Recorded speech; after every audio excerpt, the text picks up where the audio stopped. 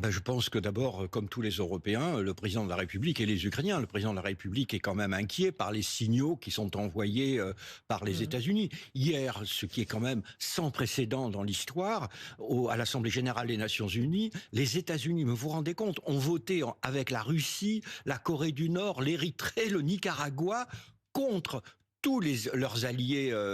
alliés occidentaux, et ont refusé de qualifier la Russie d'agresseur de l'Ukraine. Mmh. Et l'on a tous ces messages qui semblent prouver en réalité une sorte d'amitié, de rapprochement personnel entre Donald Trump et Poutine. Et donc l'inquiétude de tous les Européens, c'est que Trump ne livre l'Ukraine pieds et mains liés à la Russie.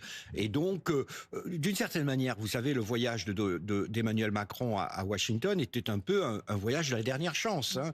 C'est pour les Européens sont très inquiets et il est allé là-bas un petit peu pour éviter le pire. Il était Il le a seul. réussi à l'éviter, le pire?